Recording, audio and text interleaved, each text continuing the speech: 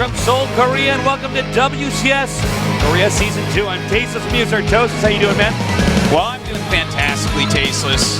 I've had a very Starcrafty weekend, and here I am back at GOMTV casting the second season of WCS Korea.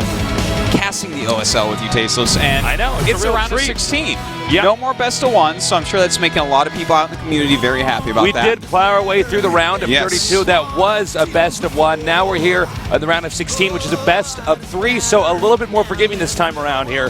Going to be a little bit more like the Code S that we're used to casting. A little bit, but not all the way, because this is a different format. We're going to be having a best of 3 from each group each night for this round.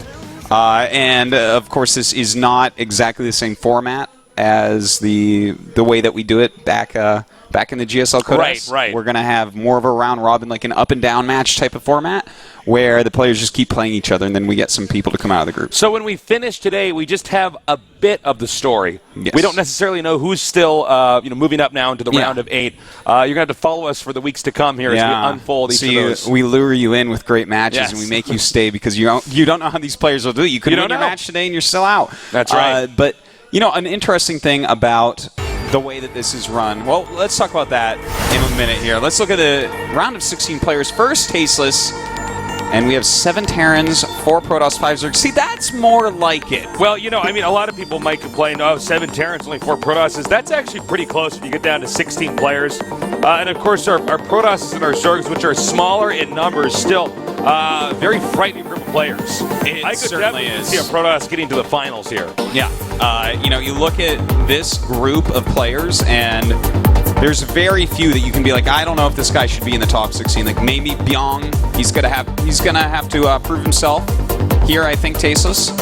But overall, this is an insanely scary list of players. It really is.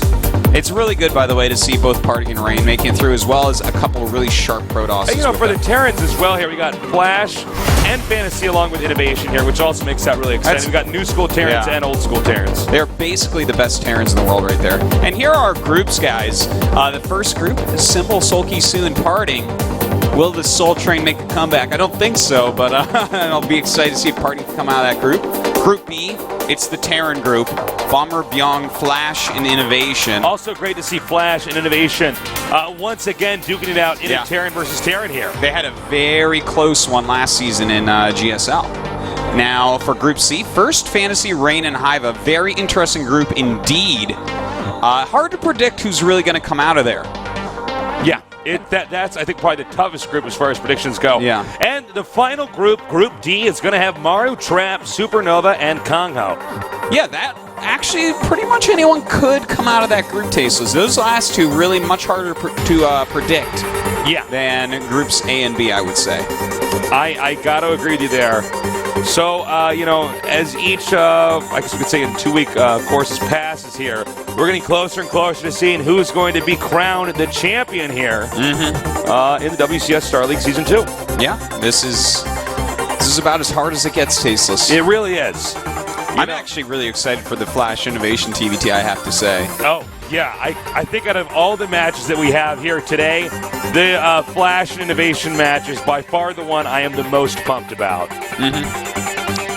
As you see, we do have several champions remaining. Hey, what's nice about this as far as distribution of race goes? Group B, we're already going to have some Terrans flushed out no matter what. That's true, So by the time we get to the round of 8, 2 Terrans will go down from that group. 2 Terrans will go up, but at least we know that 2 out of those 7 Terrans are going to be pushed out here. Yeah, the other 5 will probably make it. Don't worry, Terran fans. I think there's a chance that you are right about that. Yeah. So, in case you are unfamiliar with this show specifically that we're hosting here, this is a piggybacked broadcast. So, the camera shots and everything here, the observing, the casting is done here by GOM, but the rest is, again, a piggyback broadcast. So, we're not going at our own pace here. No, we are not. We're following along with OGN, but that's all right. They have a pretty good flow that we're getting into. They do. Yeah, you're getting better and better at those outros and trying to line them up. Trying to get them all synced up and everything. Yeah, without the correct cues. Yeah. Yeah, let's talk about this for a moment, the way that it is one best of 3 from each group each week or each day. A little different than what you're probably used to if you watch Artosis and myself a lot. But what this does, it's kind of interesting because you get to practice a lot more for your match. Because normally you're like, all right, this is my group of 4 players. I know I'm playing this guy. And then you kind of make guesses who you're going to play on what maps. And you kind of practice for the whole thing. But here, you're playing, just practicing nonstop for one opponent. And you just completely focus on that. So in some ways, it's going to be, more interesting games. Not completely, but it'll be so planned out, so mapped out. There's a different pacing here. Yeah. Because I think what's most important to emphasize, as you said earlier, there's going to be more preparation allowed here, which does make for a different feel for the tournament. Yeah. A little bit less hype each day, but definitely we're going to get a player that's going to come through here being on top. Now, here's today's matches. Remember, we're one best of 3 from all 4 of these groups. So, first Soulkey versus Symbol, then Bomber versus Byung, first against Fantasy, and finally Supernova against Kongho.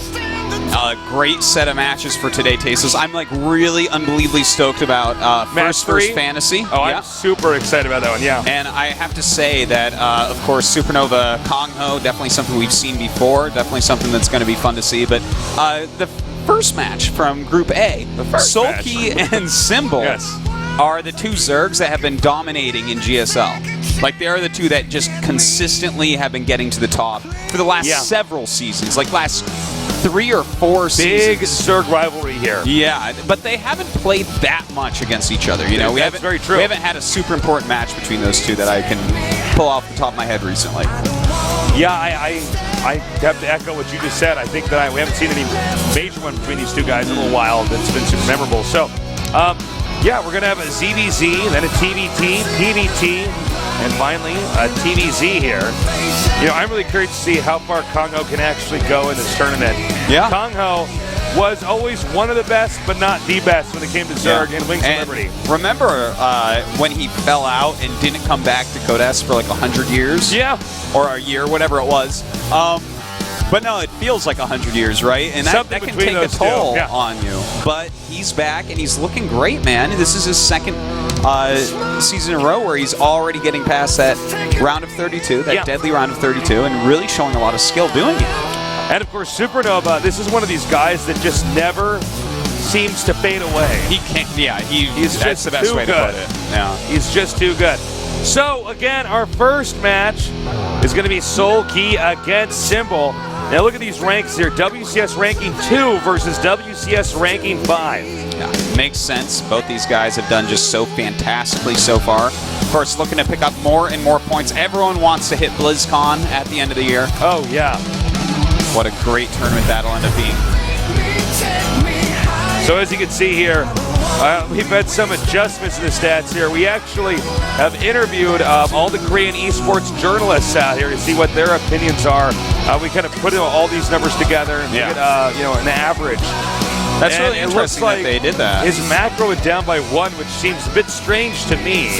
But everything else has gone up except for micro, which has stayed stagnant. Yeah. Kind of interesting to see from week to week. I guess the one that makes a lot of sense is the popularity. Oh, yeah, absolutely. Because if you win a match, you gain popularity immediately. If anyone's popularity went down, well, I guess it would would have had to have maybe it would be like Hiva or something like that. Yeah. All right, here are the player stats here for Symbol now. As you can see, her popularity skyrocketed up by 10, as well as Cheese here now at an 88. It's so funny, Wings of Liberty Symbol, not the guy you would ever expect to be cheesing heavily. Yeah. In Heart of the Swarm, it's a different story. He's really becoming one of these full package players that we had mentioned from time to time, Tasteless. Someone who can do everything and do it well. And he's really mixed up his play a lot. It's great to see. And this is why he's one of the players that's remaining on top. It's because he bends his play to what's needed to win. And that's something that we don't see in a lot of players. That's something that certainly makes a champion. And when we do see a change in play style, normally it's the other way around. They start out cheesing too much, and then they switch into more macro play. So this is interesting to see how he's shifted gears, but in the opposite direction, and had success with it. Yeah. You get a lot of players, even the old school players like Idra, we'd say, he doesn't cheese enough. Yeah. He's too predictable.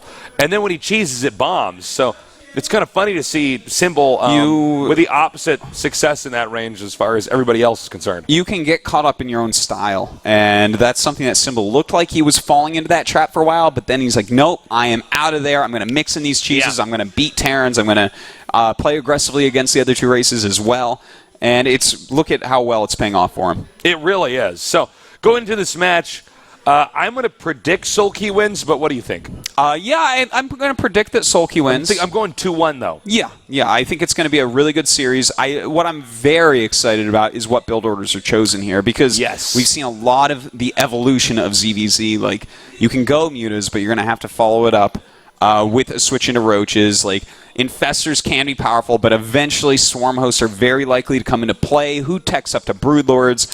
It's in an interesting state of flux right now, ZVZ is. Yeah, we'll see if there's any early aggression here in the ZVZ. I know we said that Symbol has cheesed a good amount here in Heart of the Swarm, but not necessarily in ZVZ. Yeah, he really has mixed that in a little bit more in the other matchups, especially against Terran. CVT. That's what it was really, that's the place it was super called for. So Symbol might go for like one of his very mineral-heavy strategies. That's something he was known for in the past quite a bit.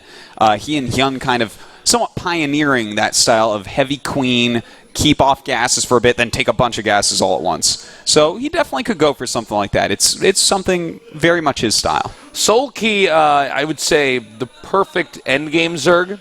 Definitely somebody you don't want to let get the right number of drones. You're going to be in a lot of trouble. So at the same time, though, Symbol probably the other best endgame Zerg. Definitely best endgame in Wings of Liberty. Definitely different endgames. We don't get to see as many of his endgames here in Heart of the Swarm, though. His endgame ZVP in Wings of Liberty was like crazy. Why the Infestor had to be changed. Yes. All right, a shot of our two players. Soulkey on the left, Symbol on the right. And it looks like the countdown has started. So get ready for this CVZ. It's going to be a best of 3 here on Wangali Beach. Wangali Beach. This is a beach you and I have been to, Tasteless. All right. Get ready, guys. I'm Tasteless with me as Artosis. We're bringing you the best StarCraft 2 action in the world here at GOMTV.net.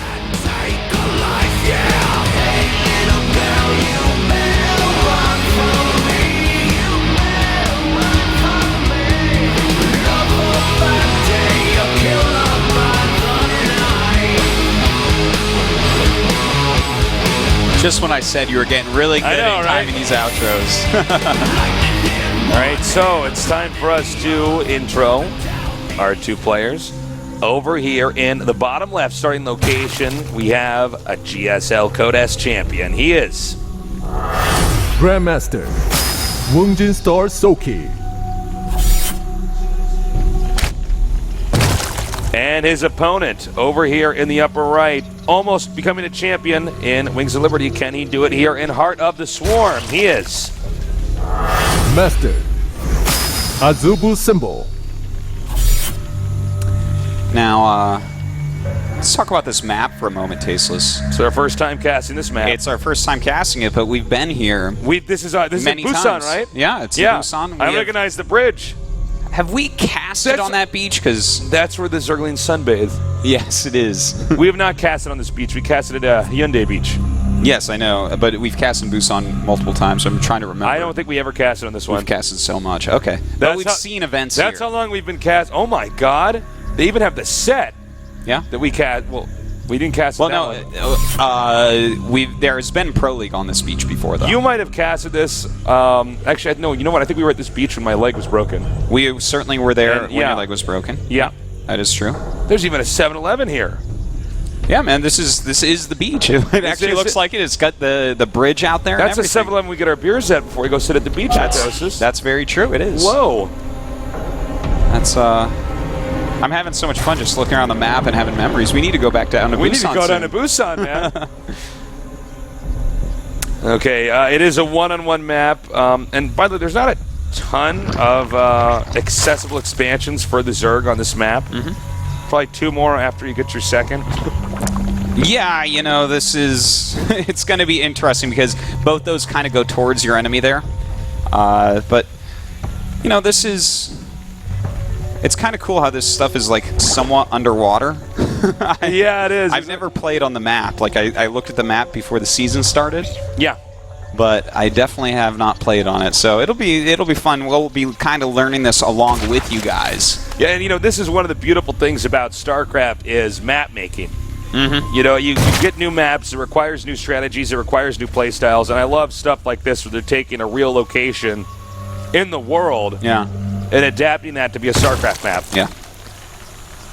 Well, there's actually professionals over here that create maps, especially in StarCraft 1. They were professionals. I don't know the state of it right now for them because there's a lot of maps coming from all over the place. But right. In fact, the best map makers are the best map makers. Like all the good maps come from the same 4 or 5 guys in StarCraft 1. Yeah.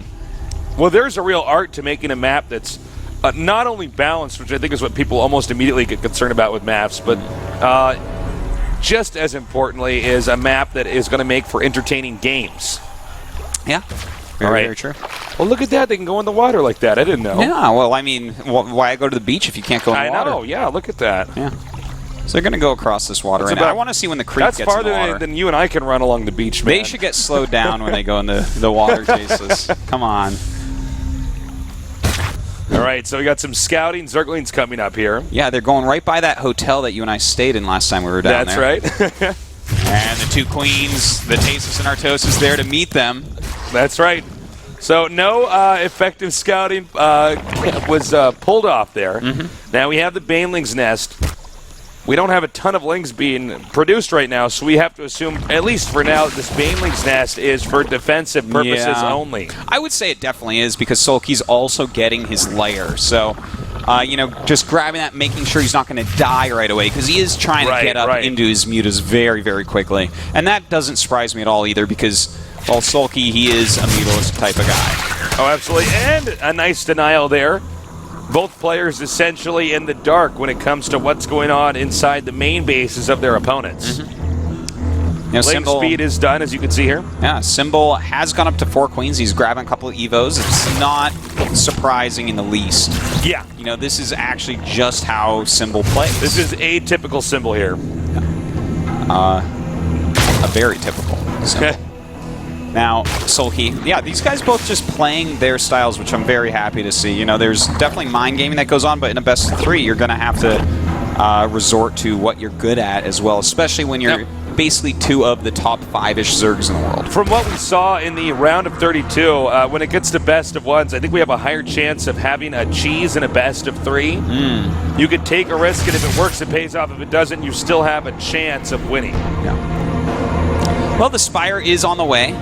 We should be seeing if Soulkey wants to take a 3rd rather quickly here.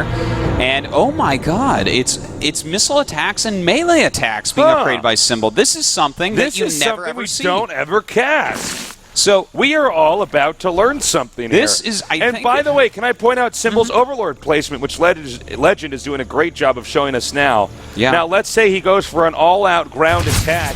He could drop creep from all those Overlords if he wanted to all of a sudden and catch Soulkey off guard. That's very much what I think he's going to do. I don't know if that's what he's going to do because I've never seen this strategy before. No, I think you're right. He made that highway on purpose so that he can throw the creep down.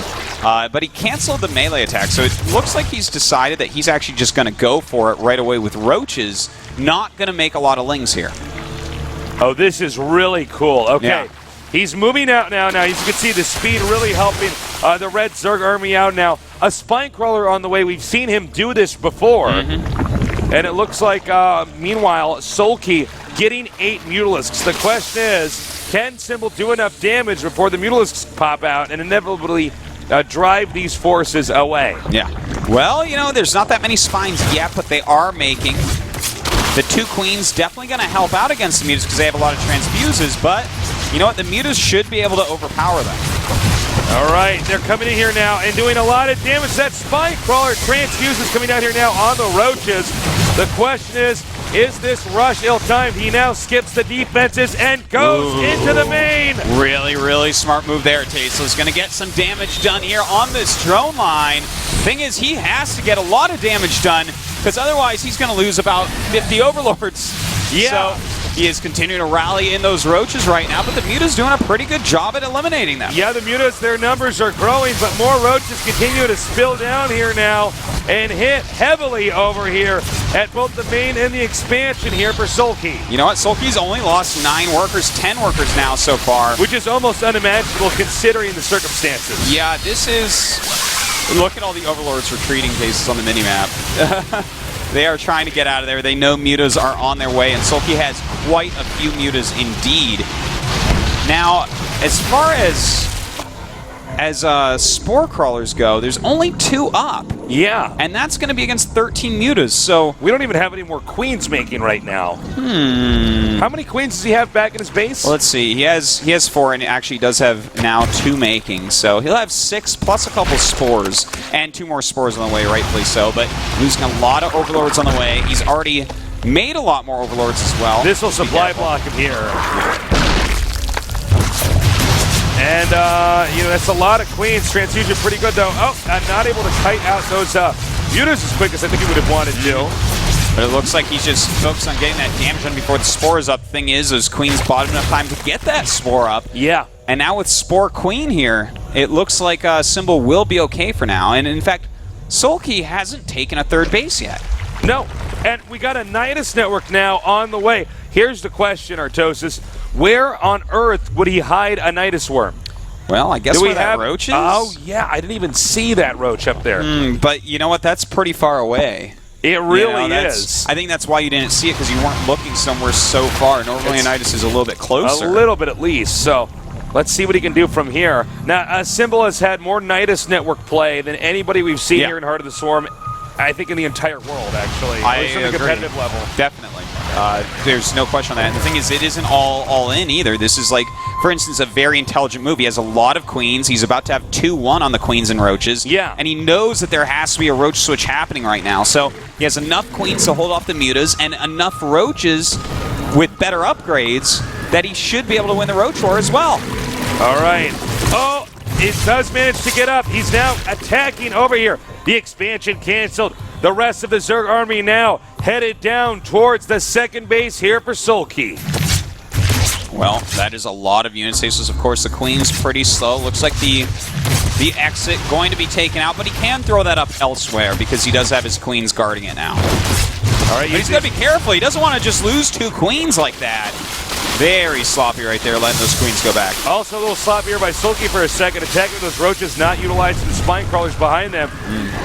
The Nidus network is done. The Queens are coming forward now. More and more Roaches spill out here. Supplies right now virtually even at 122 to 121. That's right, but look at this. Soulkey coming up with some links and Mutas, trying to get rid of these Queens. He's at least getting rid of a decent amount of their transfusion energy. Yeah. And that's important because there's a big Roach lead right now, 11 Roach lead for Symbol.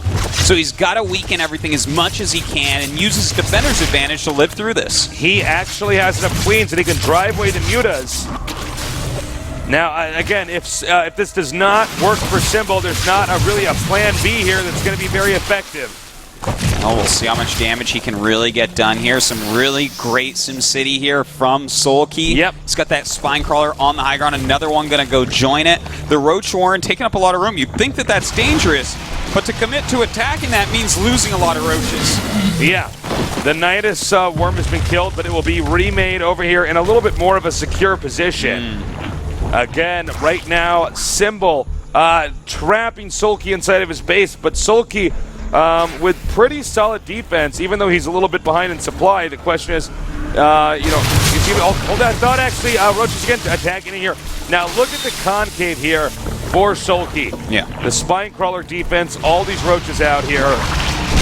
It's going to be very tough for Symbol to break in there. Meanwhile, it looks like Soulkey's confident enough. He can go in here and start hitting Overlords. The more Overlords he gets, the less of an army Symbol's going to have to attack with. This is 2-base economy, Tasteless. You don't have a lot of minerals left over, especially when you're buying so many Queens and so many Roaches.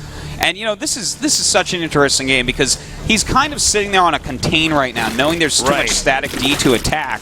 But, of course, Soulkey had to make that to make sure he didn't die. And he's taken a 3rd in a very funny location in that bottom right. All right, the Roaches and the Queens coming up here now. Is that a counter? That's a counter Nidus right there. Okay.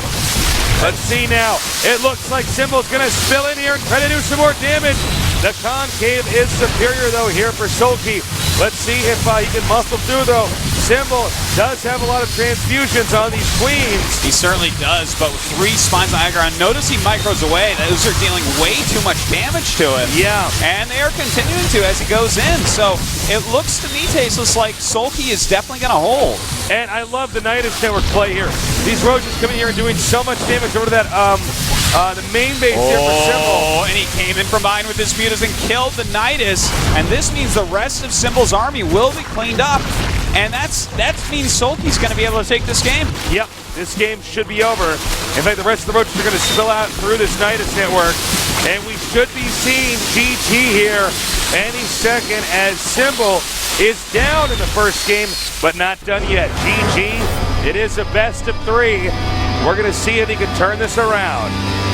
Wow, I tell you what, Tasteless, that was actually a superb game by both sides. It really was. I really liked what Symbol chose to do there and how he approached it, but Soulkey was so on his toes, man. He was on his tippy toes. He was a ballerina Zerg nerd.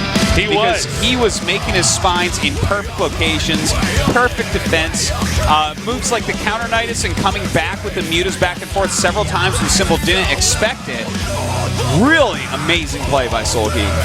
You know, you got to keep in mind, I don't think that Soulkey had ever experienced strategy quite like that. That was a very peculiar situation. Yeah, it was definitely a different twist on Roach Queen Nidus play. But I don't think Symbol ever hit someone that counter Nidus'd him like that. You know, that was really cool. So. And just made the spines everywhere. That was, you know, I bet Symbol breaks almost everyone with that push that opens mutas. And the way that Soulkey dealt with that and just had just enough at all times to stay alive was a thing of beauty. And the spine crawler placement was so good. Yeah. It was so perfect, actually, for the situation. Mm-hmm. And, yeah, that counter Nidus was just sexy. Yeah, it was. I mean, he only sent out, what, 3 roaches in the counter Nidus? Yeah, you know, he was fighting a battle, so he's like, well, you know what? I've already spent a lot of gas on this. 3 roaches are going to be able to go in and slaughter drones very, very quickly. So it was pretty impressive stuff. It really was. I'm completely impressed. Both sides, but especially Soulkey there. Well, Soulkey looked really good. Looks like we're going to go to our next map, which is AUCTION Wastes. This is another one-on-one map. Mm-hmm. Do you think we're going to see some more aggression here from Symbol? You know, I think what we're going to see is he's going to get double Evo and go roaches again, because that's really what he's best at. But if there was going to be like a Ling Baneling all-in on any map, this is going to be the best map for it, most likely, out of the... I'm not sure what the third map is going to be. That is a very good point, actually. Yeah, this is one of the best Ling Baneling all-ins. Yeah. Well, this map is one of the best you can do that on. So. Yeah, it certainly is. So we definitely could see that from one of the sides. Well, we'll have to see. I'm under the impression that Soulkey's probably going to play a little bit more of a defensive game here, like we saw last time. He could. I think he's probably going to go into this thinking, well, I'm basically better than my opponent as long as I hold everything, I win. And what a funny thing to think when you're playing against Symbol, right? I know, right? Pretty wild. All right, it looks like the countdown has started. We're here at Seoul, Korea, where the best esports gamers in the whole world reside, duking it out in the best esports game ever made, Starcraft 2, here at GOMTV.net with Tastes and Artosis, Tastosis, the Cassian Archon. I have not timed out this outro right again. This is a piggyback broadcast. I thought I had it synced perfectly, but we will get into this game momentarily here. All right.